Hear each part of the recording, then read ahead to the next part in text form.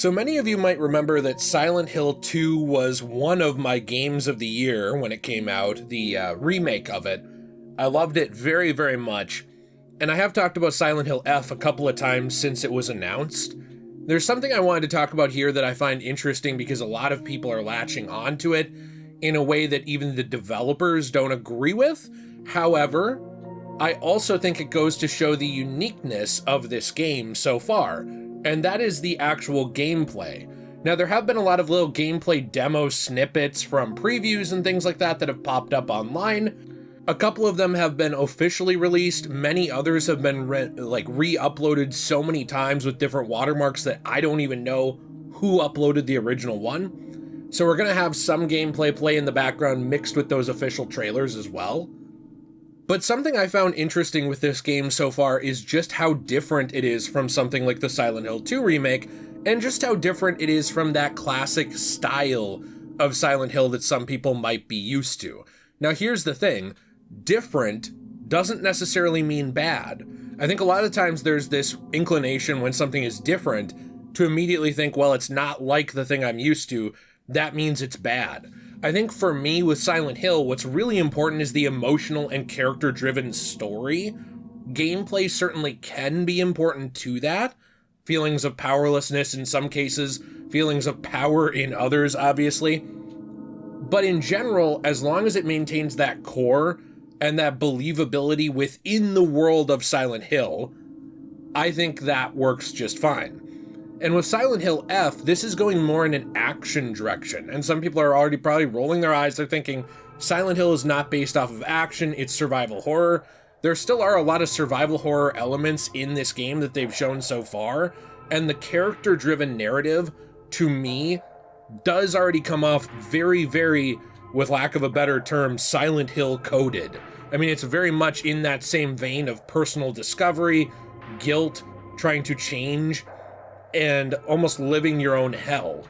Those things are very Silent Hill, but I think the action gameplay for some people is going to be a very, very cool difference, and for others, it seems like it's going to be a hurdle that makes them not interested. So, even though I don't work on this game, I find it very interesting looking so far. I've enjoyed what I've seen, and I kind of wanted to talk about what those differences are and why I do think it's still worth checking out, even if you are kind of an old head like me who's used to like classic Silent Hill, like the original 4 games, or maybe even just the remake of Silent Hill 2.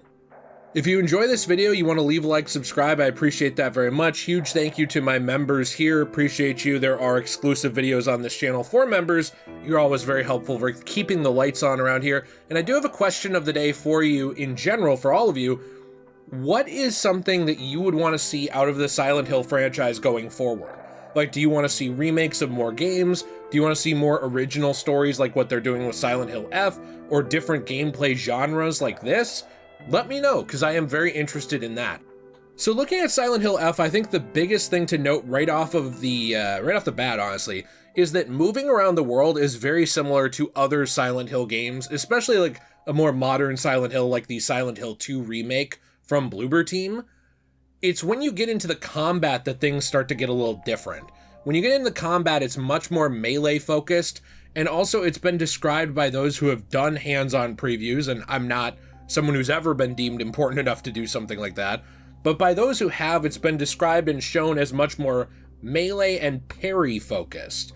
Now, because of that, there have been a lot of people who have latched on to that sentiment and started calling this a Souls-like game, saying, well, the enemies are more difficult and it's based on melee and kind of, swinging around a pipe or different melee weapons like that and trying to get in parries. It must be a Souls-like game. And the developers have actually talked about this a little bit and pointed out that that is not really how they view it and not really the case. Now, two very, very important people right now in the Silent Hill franchise, Mr. Okamoto and Mr. Yang, both respectively the Silent Hill producer and director, talked actually a little bit to Games Radar about this and did have a quote on it that I thought was interesting, saying, what we would like to emphasize is that the core experience of this game leans heavily on the script of the game, which has been handled by Ryukishio 7. Now, also pointing out that In order to have the most authentic Silent Hill experience you can, we highly recommend that everyone try it out in the story mode difficulty. We see a lot of people trying to refer to Silent Hill F as a Souls-like, which we disagree with. Going on to say, once you have a stamina type gauge, you have dodge, people are like, that's a Souls-like. But honestly, we went back to look at a lot of classic Silent Hill titles to basically try to replicate that kind of classic experience.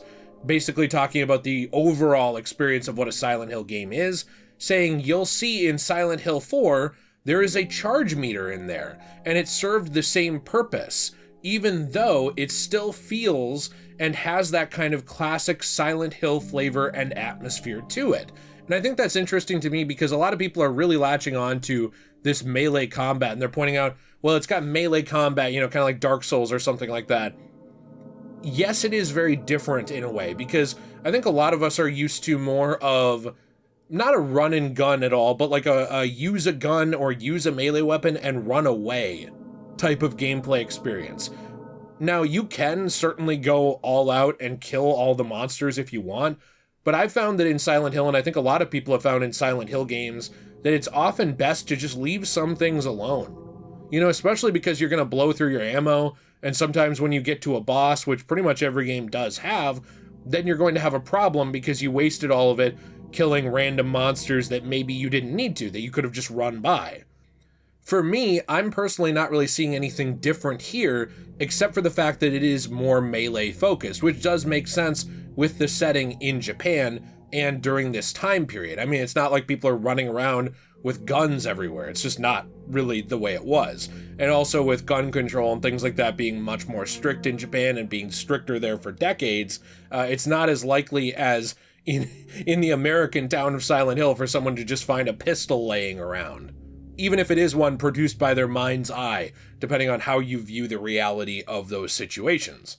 Now, while there is this more, focus on melee and focus on parrying, I do think it's important to note that there are puzzles here. There are very deep details in the writing as well.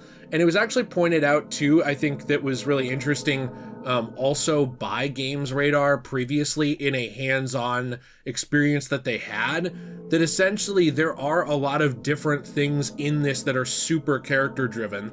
Like, for example, there were a lot of things directed at Hinako herself and who she is as a young woman with, finding things as well.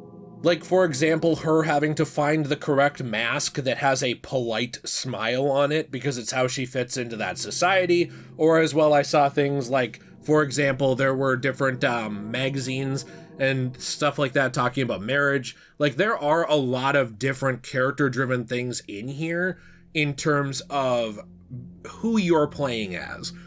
And I think that's important because, to me, that's always the core of what Silent Hill has been, like I said. Self-discovery, sometimes it's guilt, sometimes it's going on this journey, but in general, it's very character-driven. Like, the character you play as should always serve a purpose in Silent Hill. It is always a very narrative thing. It's not like it's just a throwaway avatar character or a self-insert. You are supposed to relate to that character and kind of project yourself, I would say, onto them in a way where they are the avatar that you're traveling through that world on. But like, for example, James from Silent Hill 2, he's not meant to just be a blank slate. He is James. There is a narrative purpose behind him. And even though this gameplay is different, I don't think different means bad, because I have seen a lot of people be very, very skeptical of many things with this, being set essentially in the 60s, and also being set in Japan and not in Silent Hill itself, being a more melee-focused title.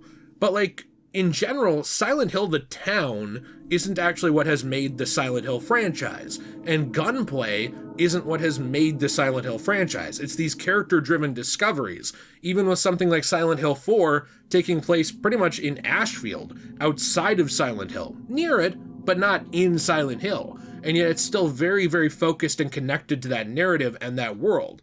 I've always said, too, if this can happen in one place with the phenomenon of Silent Hill, it could happen in other parts of that world.